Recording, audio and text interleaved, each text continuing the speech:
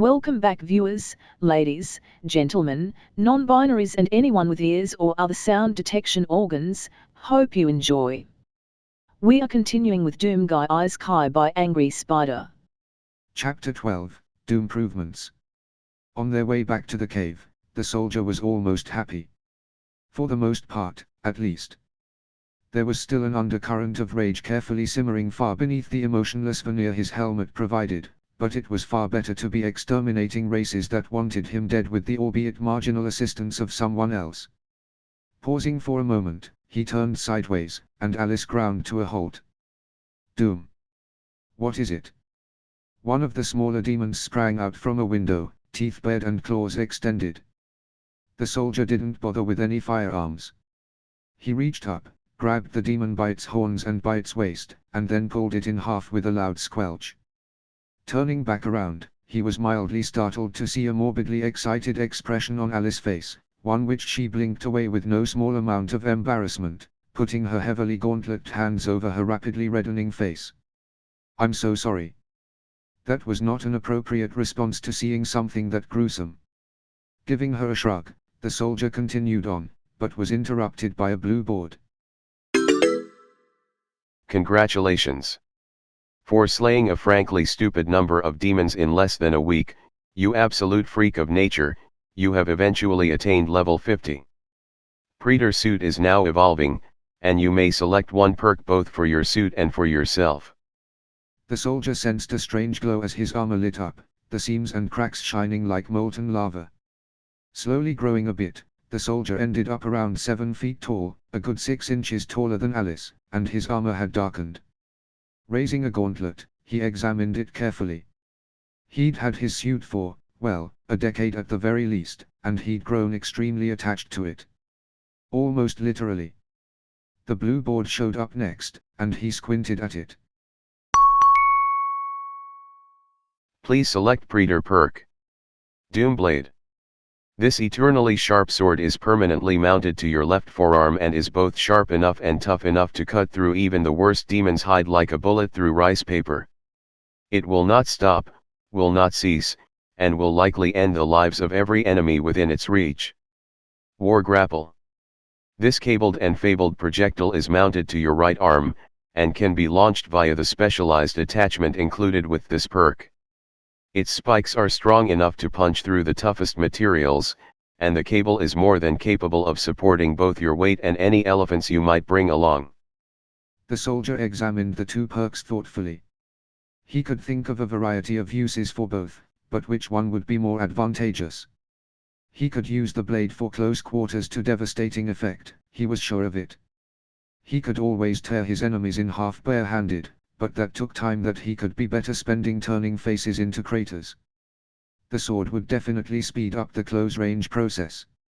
On the other hand, the grapple would be a powerful mobility option, and he could almost see using it to get up close and personal with the heads of the larger demons, specifically the 20-foot fleshy ones.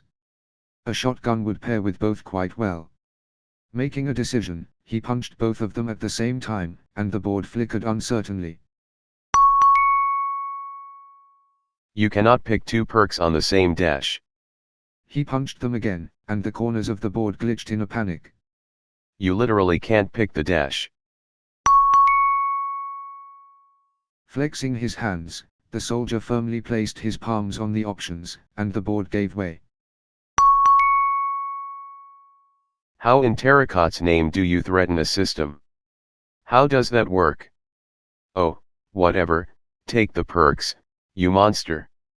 We both know you don't need either of them. Both of the soldier's arms lit up with the volcanic glow, metal distorting and forming into two stubby shapes on his forearms. With a grin, the soldier raised one arm and squeezed his fist, and a dual-edged blade 4 feet long sprang from his left forearm. Relaxing his grip, the blade retracted, and the soldier once again wished he could laugh.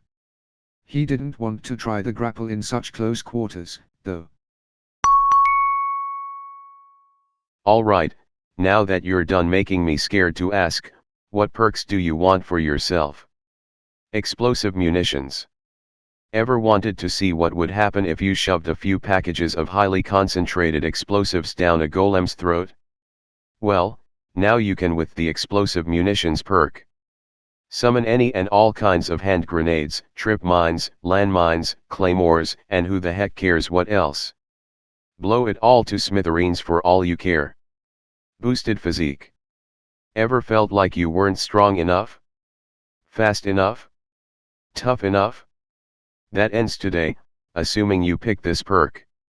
This perk will enhance the physical stat gains you receive from leveling up by 25%, which will result in a total stat gain of 25 points per level.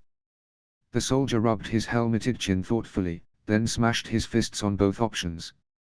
This time, however, the boards flickered and then disappeared, replaced by a purple one.